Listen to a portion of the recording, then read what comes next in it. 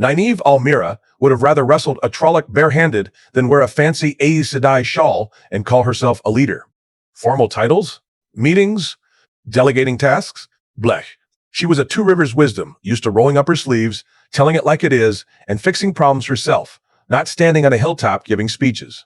But here's the kicker. Leadership has never been about wanting it. It's about showing up when no one else will. And Nynaeve showed up. Her leadership wasn't polished, wasn't approved by the White Tower, and sure as hell wasn't by the book. But it was real. It was raw. And it saved more lives than any Aes Sedai's grand plan ever could. Let's start with the obvious. Nynaeve hated being in charge. But when the chips were down, she stepped up like she was born to it, even if she'd deny it until her dying day. Remember when Eamon's Field was under siege by Trollocs and White Cloaks? The village men were panicking, the elders were arguing, and no one knew which end was up. Nynaeve didn't wait for someone to nominate her. She grabbed a pitchfork, stood on the village green, and yelled so loud the birds scattered, "Quit your yapping and listen. We dig trenches here, pile up firewood there, and anyone who runs gets a boot to the rear." Did she have a leadership plan? Hell no.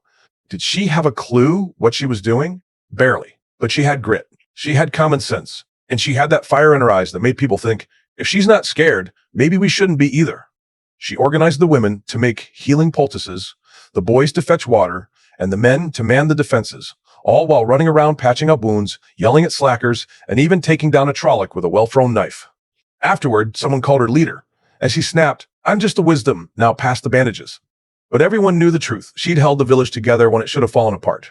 That's the thing about unexpected leadership. You don't choose it. It chooses you. In Nynaeve, she never let it down. Now, let's talk about her secret weapon, a moral compass so sharp it could cut through Aes Sedai politics like a knife through butter.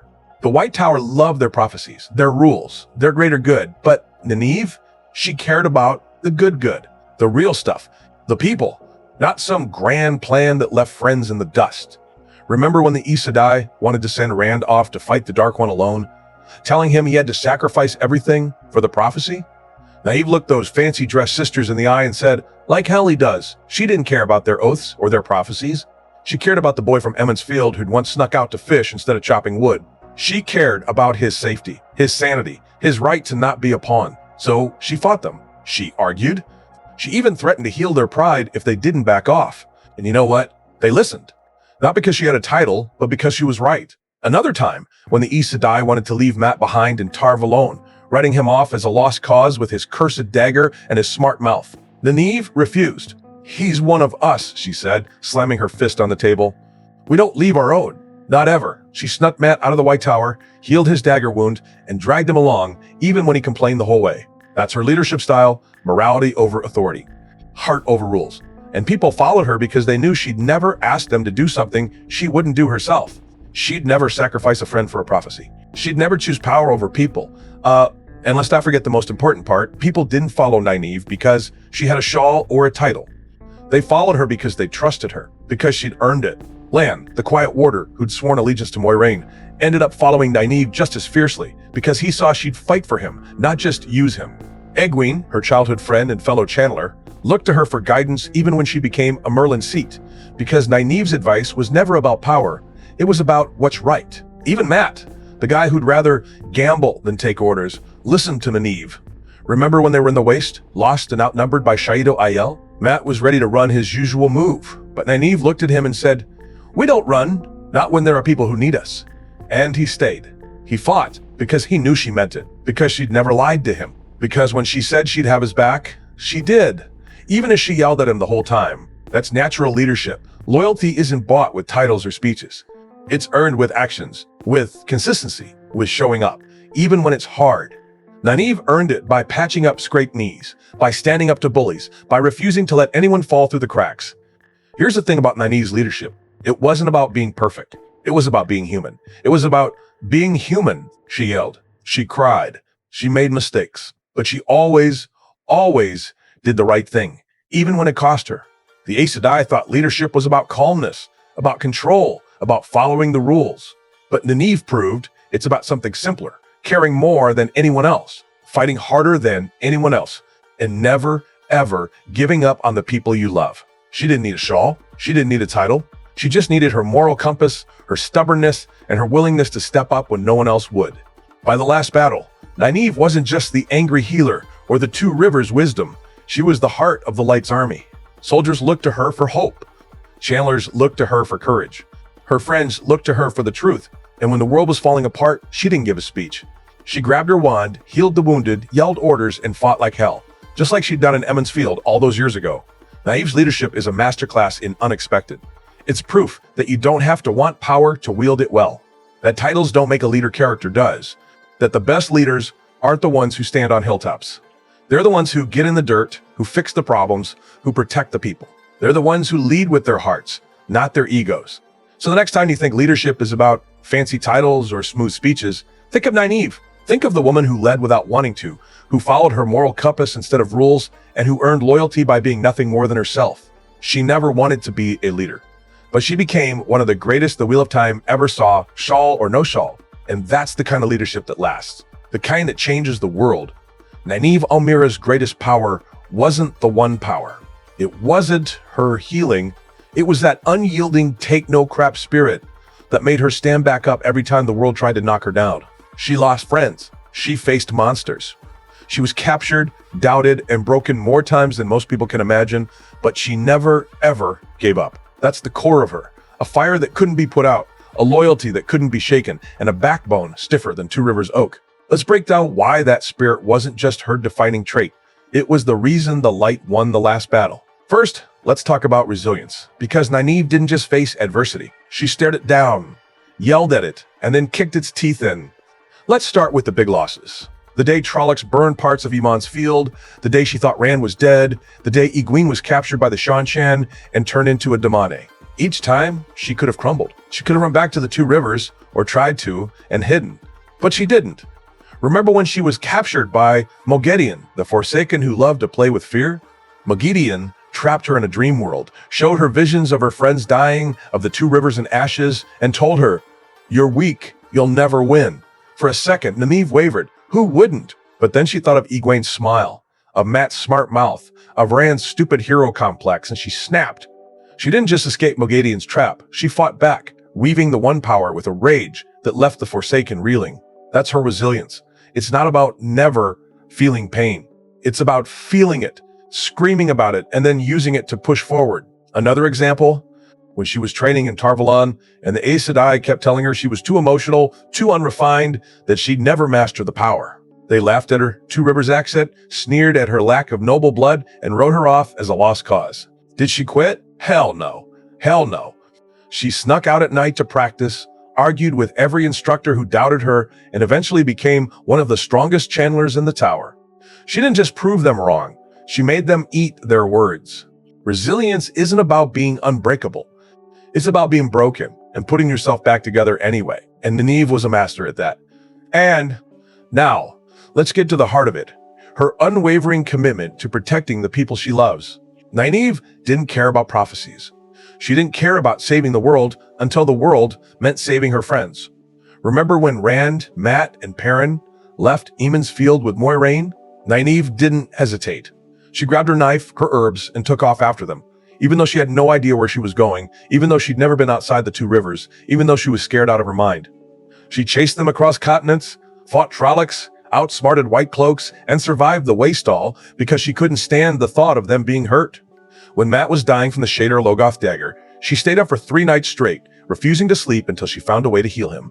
When Rand was losing his mind to the Dark One's taint, she traveled to the ends of the earth to find a cure, even when every Aes Sedai told her it was impossible. When Egwene was at Damane, Nynaeve risked her life to break into a seanchan camp, face down hundreds of soldiers, and bring her friend home. That's her love language, not sweet words or hugs, though she had her moments, but showing up, fighting, refusing to let anyone she cares about fall through the cracks. She once said, "I don't care if the Dark One himself stands in my way. I'm not leaving anyone behind." And she meant it. That commitment wasn't just cute. It was deadly. It was what made her keep going when everything else felt hopeless. It was what made her friends trust her with their lives. Finally, let's talk about her refusal to be broken or swayed from her convictions. Nynaeve had a set of rules, and she stuck to them, no matter who tried to change her mind. The Aes Sedai wanted her to prioritize the prophecy over her friends? Nope. The seanchan wanted her to become a damane, to give up her freedom and her power. The Dark One wanted her to believe she was weak, that she'd never win? Not a chance. Remember when the Is Sedai tried to convince her to let Rand sacrifice himself for the greater good? She looked him dead in the eye and said, "The greater good doesn't mean letting the people you love die."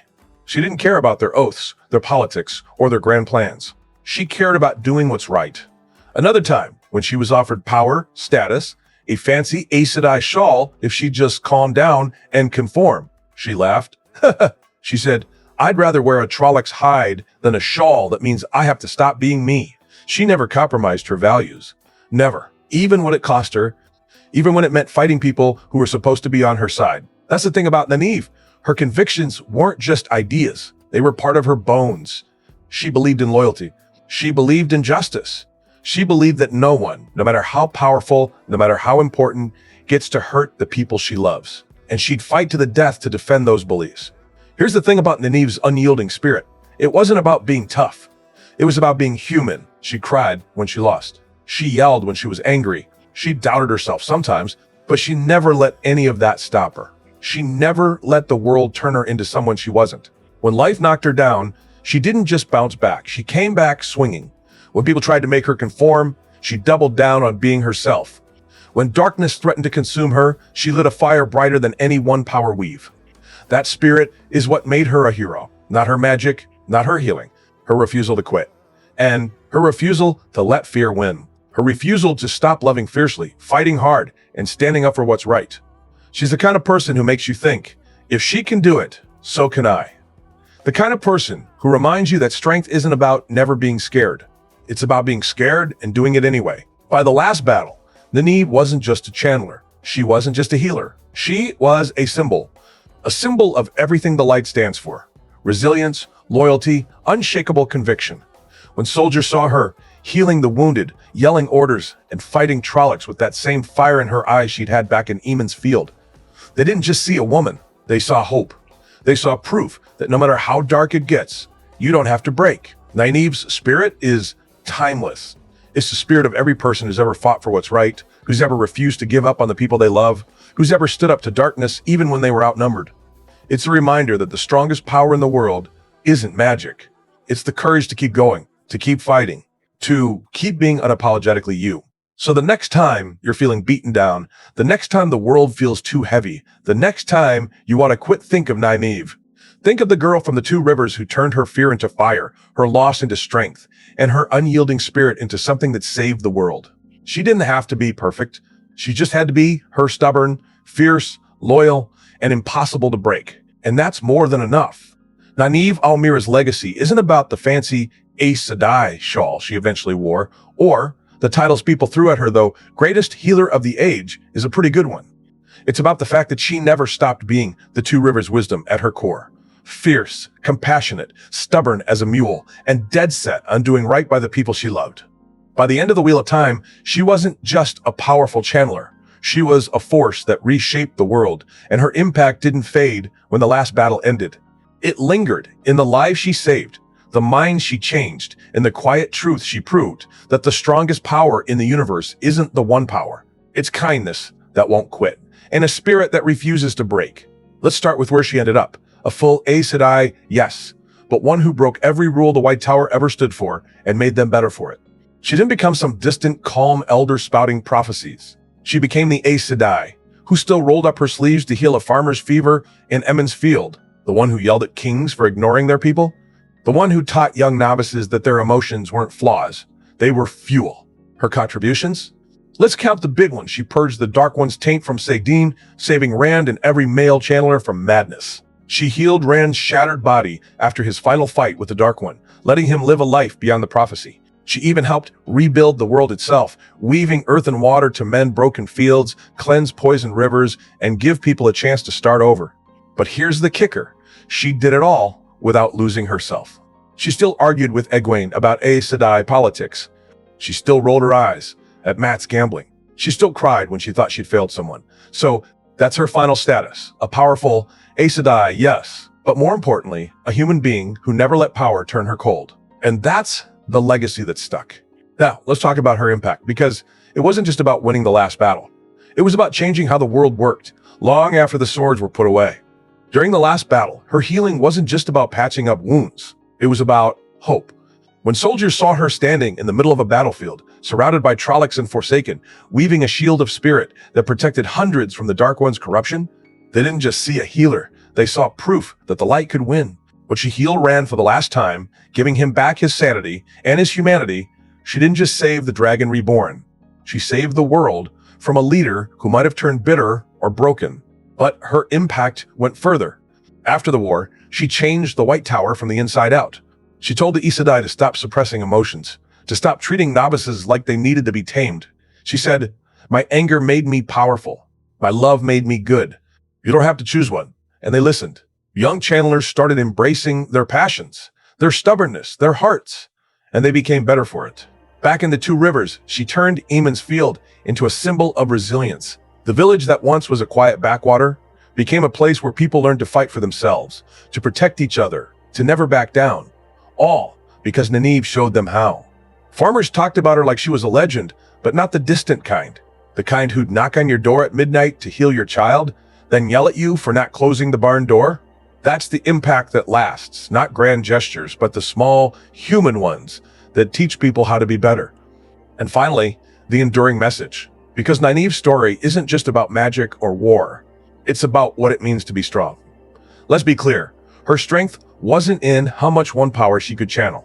It was in how much she cared.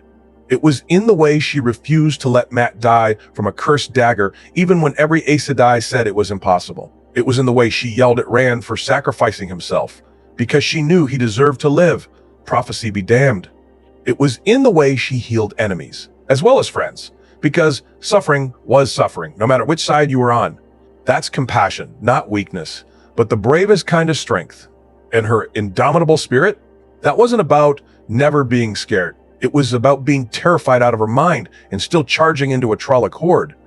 It was about being captured by the seanchan, being told she was nothing but a weapon, and still fighting to be free. It was about failing over and over at Tar Valon in the Waste, against Moghedien, and still getting back up. She proved that indomitable doesn't mean unbreakable.